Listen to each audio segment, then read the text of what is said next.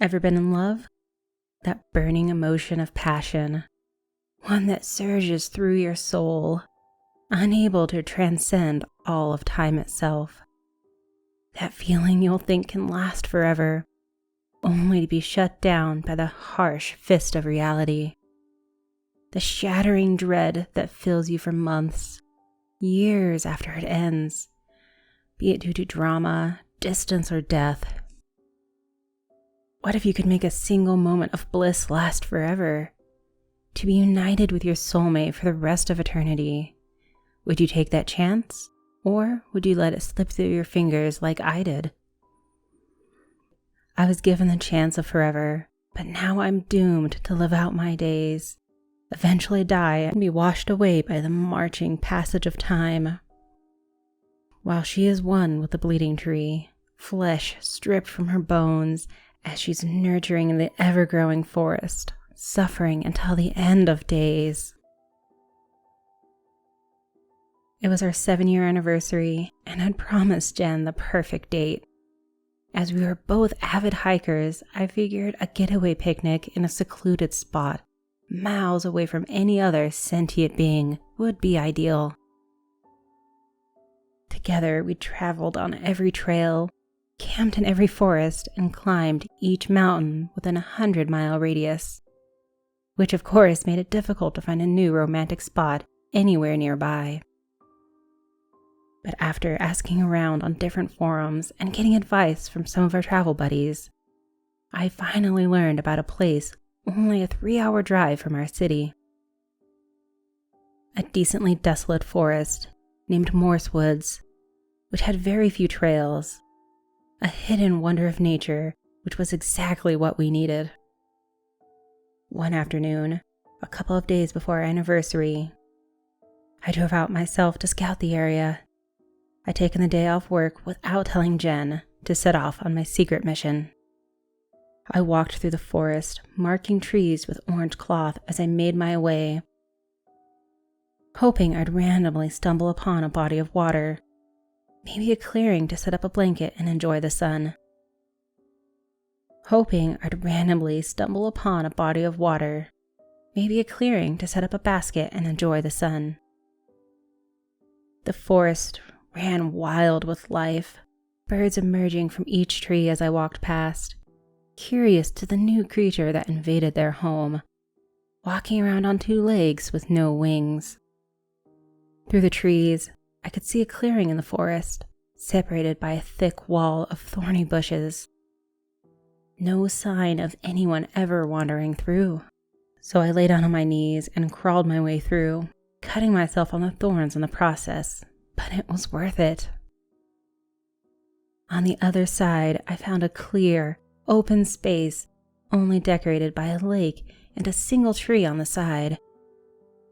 Standing tall with branches spreading out so thick, it provided the perfect parasol to cover against the midday sun.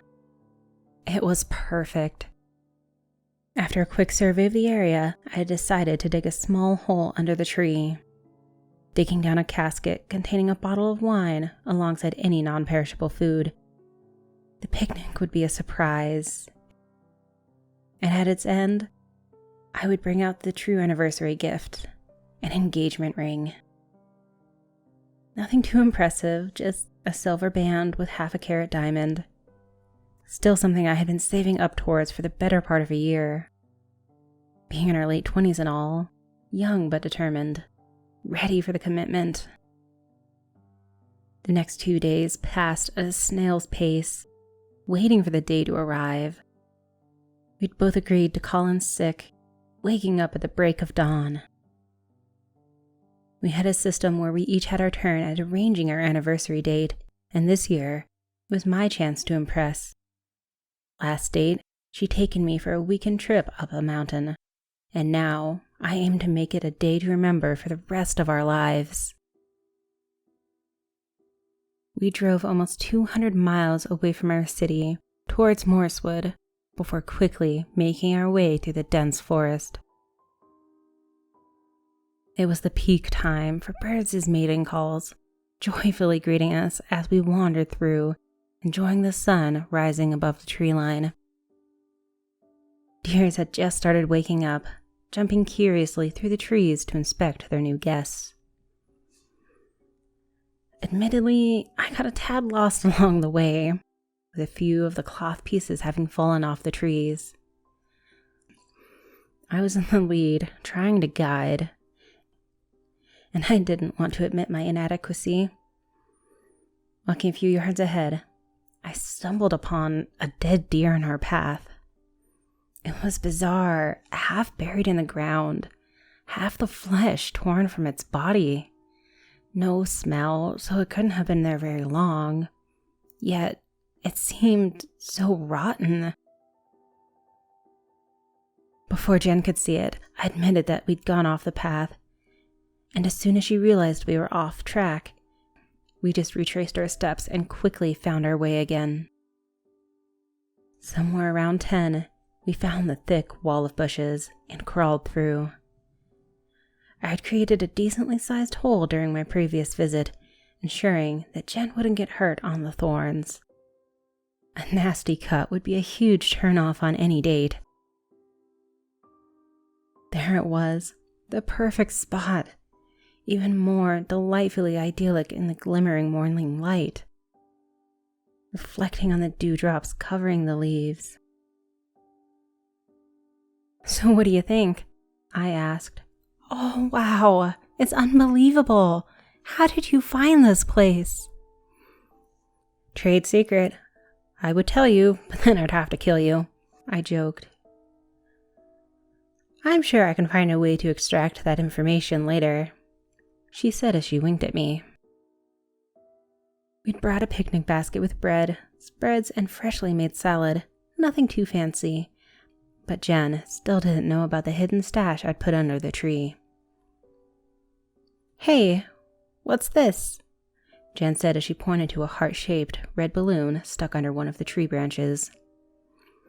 Beneath it hung a string with an envelope attached to it.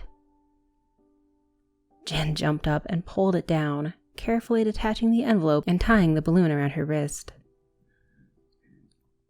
"Aw, that's so sweet. You didn't have to," she said as she opened the envelope, pulling out a handwritten letter. "Jen, I didn't." I tried to explain, but she had already started reading. She quickly realized I had nothing to do with the letter when her face turned from joy to disappointment. But she shook away her frown and returned to her gleeful self. "I guess someone found this place before you," she giggled as she began reading the letter out loud.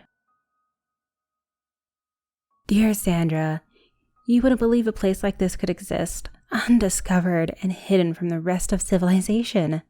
It's so beautiful, a secret Garden of Eden. And the best part is that I found it on accident. I bought you this balloon for your birthday, and I wanted to tell you in person that I love you, but I guess I'm a coward. I realize we haven't told each other that yet, but I figured it would fit better here, by the crystal clear lake and the wonderful wildlife, especially the ducks. But I can't leave. They'll be excellent food for the bleeding tree. I know how much you like ducks, but when I found this place, the tree was dying, and it wasn't strong enough to consume me. But if I feed it the birds, the rabbits, whatever other wildlife inhabits this area, I can finally merge with it and become one with the forest. I wish I could have taken you here, but I've already planted the seed within me. And if I leave, the seed will die. I'll attach this letter to the balloon and hope it finds you. Maybe you can come join me here. The bleeding tree needs our flesh to live. Love, Jack."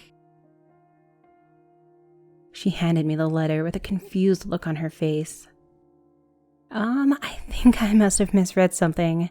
That didn't really make any sense." I took the letter and skimmed over it.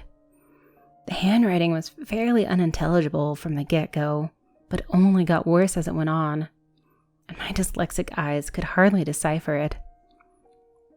Jen had always been the one to translate doctor's notes and anything written in cursive. Despite my slow deciphering, it seemed correct. bleeding tree needs our flesh to live. That's unsettling. Have you ever heard about the bleeding tree? I asked. Our town had quite a few legends, urban tales, and various myths. But nothing like this. Jen shook her head, still looking confused and mildly worried. It's probably a prank, right? She asked. Yeah, it has to be. What else?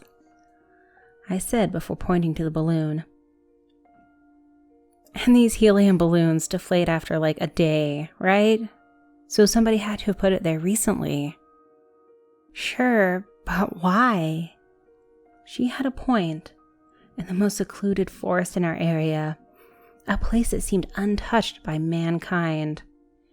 Why would anyone plant a balloon with a fake note unless they'd followed me? And even then, who would wander for hours just to prank someone?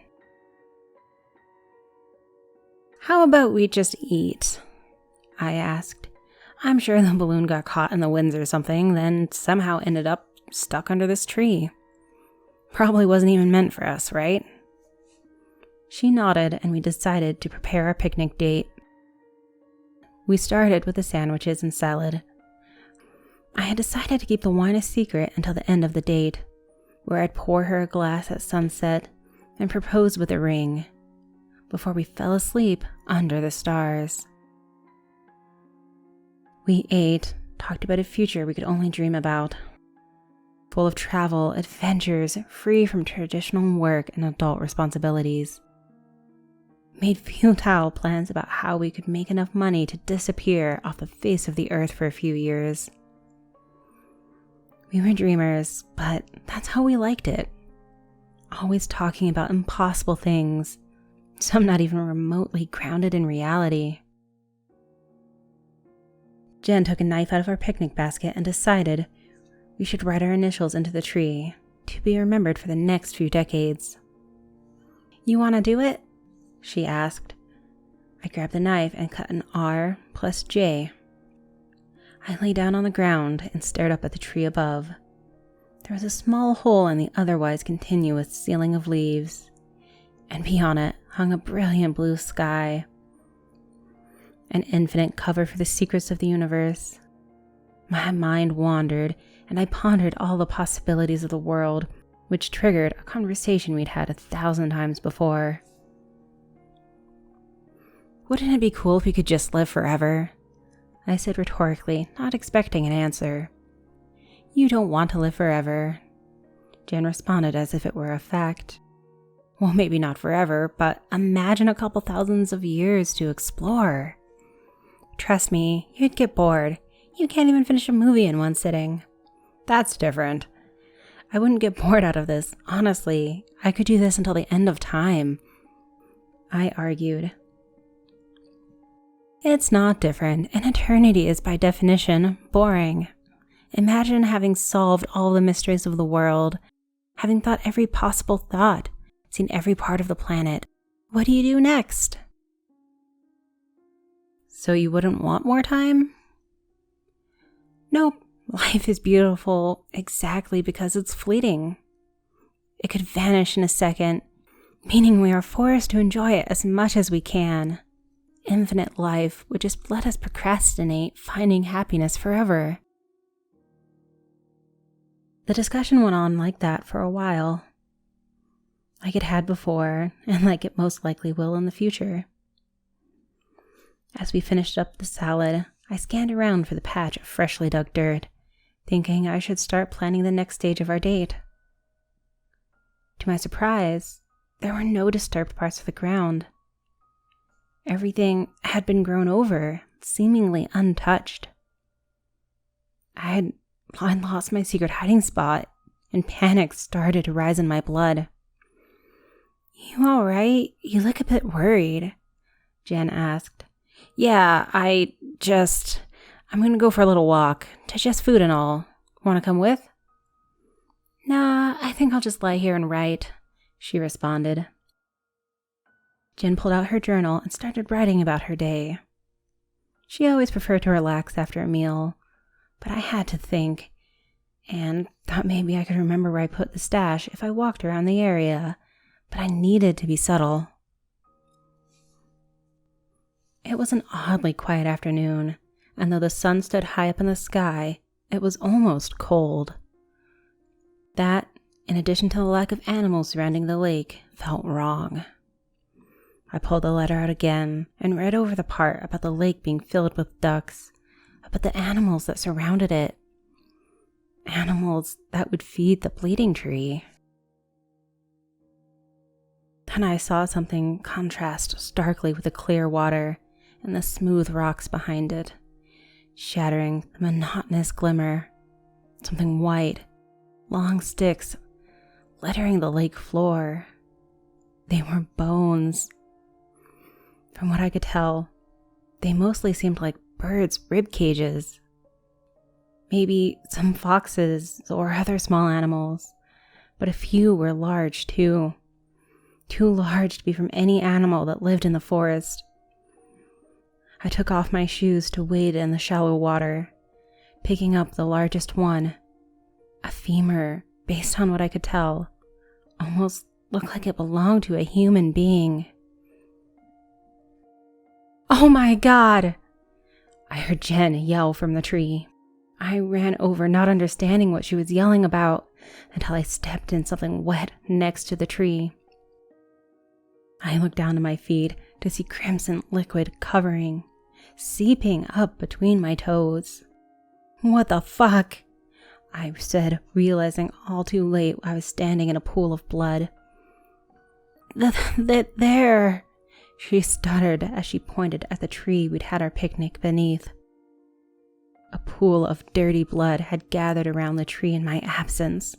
The bark where we'd etched our names had fallen off, and blood emerged from the hole.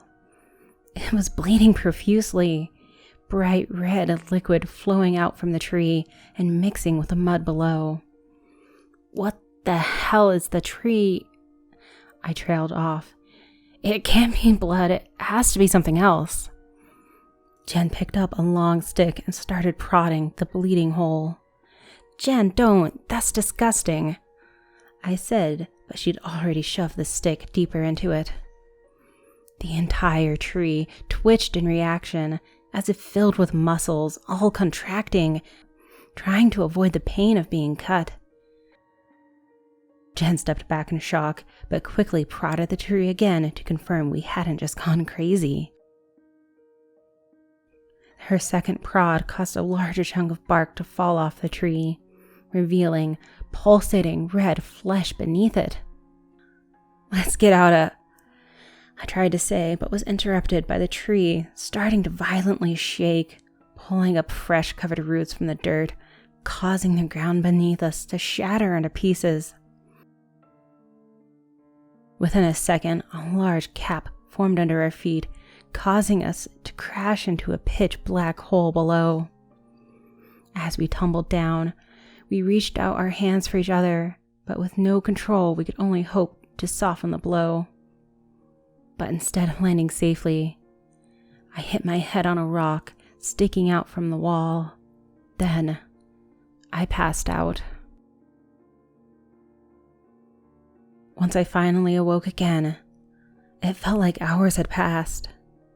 It had turned pitch black in the time I was out, and the only thing letting me know that I hadn't died was the sound of Jen moaning somewhere next to me. I fumbled around for my phone. It had fallen out of my pocket and landed in another pool of blood. I checked myself to see if I was the one bleeding, but apart from what must have been a mild concussion, I was unscathed.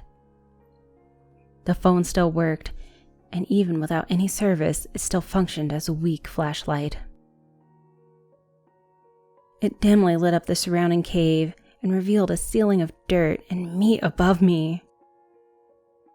It wasn't night. There simply wasn't a sky to light up anything. Jen lay against the wall, passed out from the fall.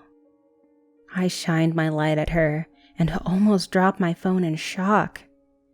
She'd been gutted by a sharp root sticking out from the ground, perforating straight through her abdomen. Jen, please wake up.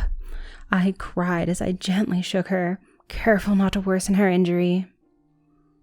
She slowly opened her eyes and yelped in pain. What happened? She asked. Jen, lie still. We fell into the ground. You're hurt. She moved her arms and quickly realized there was a branch sticking out from her belly. Oh my God, get it out. Please get it out. She cried as she tried to pull at the root.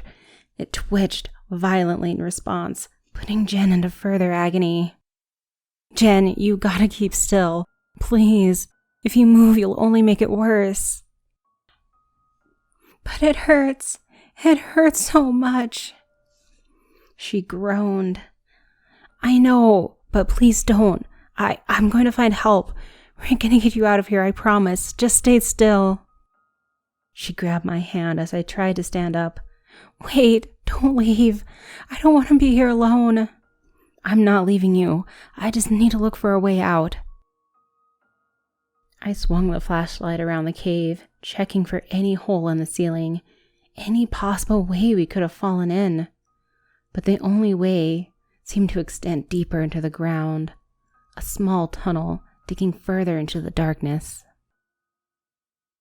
The entire ground felt muddy and a mixture between dirt, blood, and the occasional fleshy root sticking up, wiggling around as it looked for us. Each root bled, adding to the pool that slowly filled the cave. Jen, there's no way to climb out of here. I have to check around the tunnel, I said. No, stay. It's not so bad. It's nice. Stay together. She mumbled, drifting in and out of consciousness, delirious from loss of blood. I'm sorry, Jen. I have to find help, I said, kissing her on the forehead one last time. I lay down and started to slowly wiggle my way through the dark tunnel. For each inch I moved, I felt another root reach out, trying to grab me.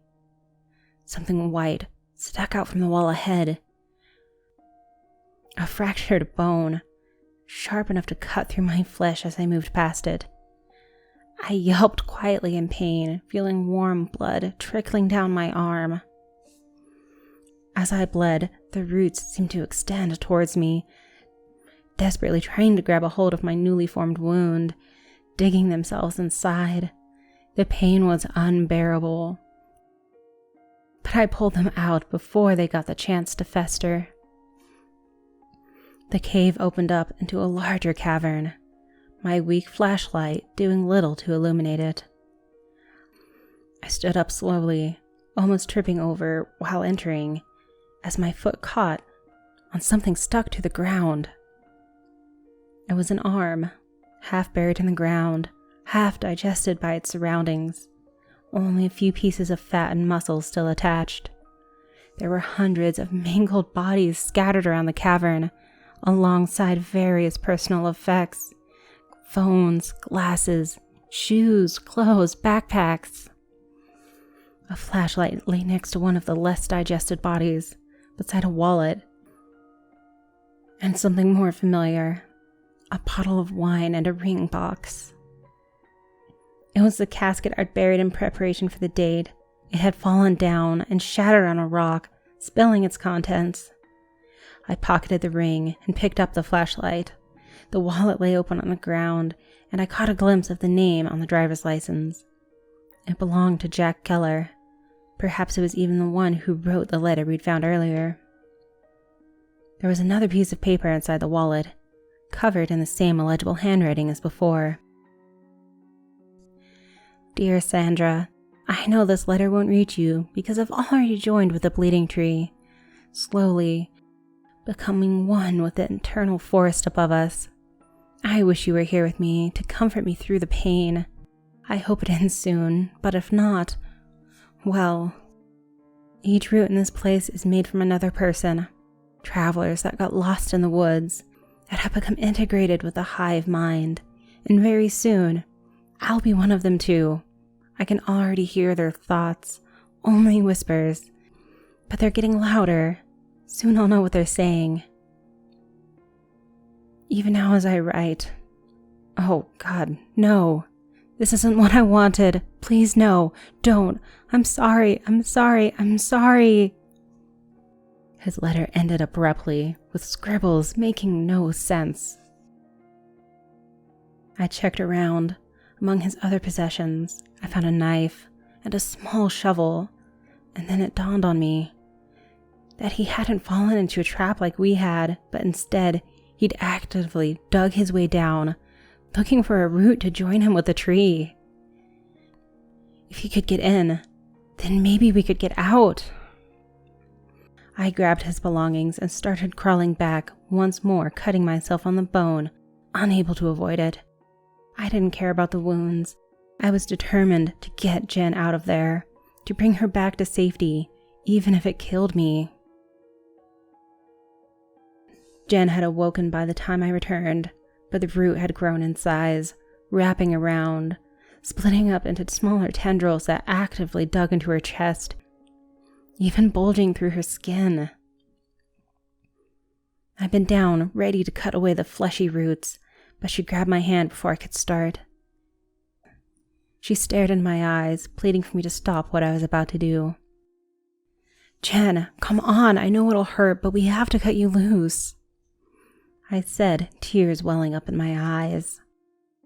She just looked back at me, and I could see the pain she was suffering from. I pulled out the little box I'd hidden in my pocket and opened it, revealing the ring. I was going to, but... I sobbed, unable to bring out the words I'd practiced for so long before our anniversary. I just hoped you'd understand it, and be distracted enough so it could cut the roots. When she finally spoke, "It's nice here." What?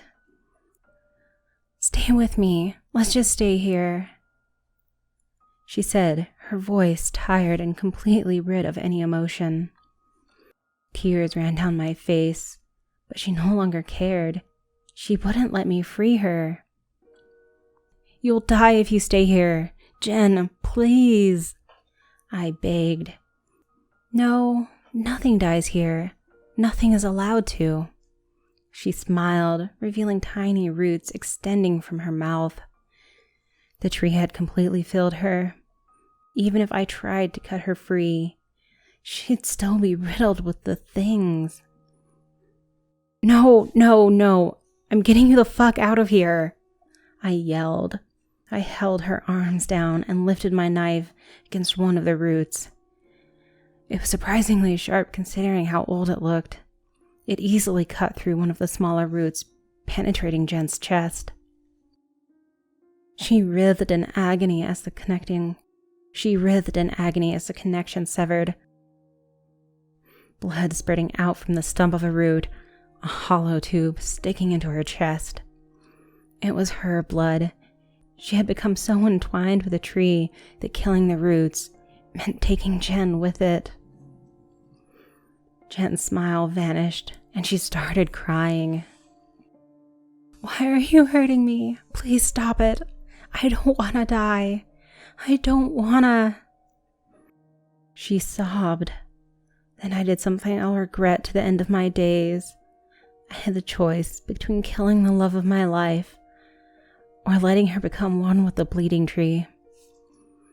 Maybe I'm weak, maybe I'm a coward, but I couldn't take her life. I just couldn't. So instead, I took the shovel and started digging. I left Jen alone in the dark while I fought for my freedom. For each inch of dirt I removed, more roots, tendrils revealed themselves, reaching out in an attempt at digging themselves into my bleeding flesh. Another bone, another cut. But I kept going, digging with my spade and cutting with the knife, desperate to see the sunlight once more. I can't say for sure what happened next. It's all hazy and a mixture between blood loss and adrenaline surging through my veins. But I remember hitting through the dirt, a ray of moonlight greeting me on the surface. and minutes of crawling away from the bleeding tree to safety. Despite my severe injuries, I made it to my feet, continuously bleeding as I limped my way towards the car. I had dropped my phone somewhere while digging, and had only the moon to guide my way through the dark, silent forest. Everything seemed gray in the lack of light. And then, at some point along my escape, I just collapsed. That was 2 months ago. Since then, I've been in the hospital, in and out of a coma. The doctors tell me I suffered septic shock. Apparently, a reoccurring infection kept me at bay until last week when I finally awoke. They called it a miracle, but it doesn't feel like one. I left the cave to find help, to stop the tree from consuming Jen, but now her flesh has been torn from her bones, and I can only imagine she's one with it, to suffer for all eternity. I couldn't save her from an eternity of pain. It's my fault. This is my goodbye. No one should suffer the same fate Jen did, and yet, I'm going back. I should have killed her before she got consumed by the roots, but now I can do nothing more than join her. I'm going back. At least she won't have to suffer alone.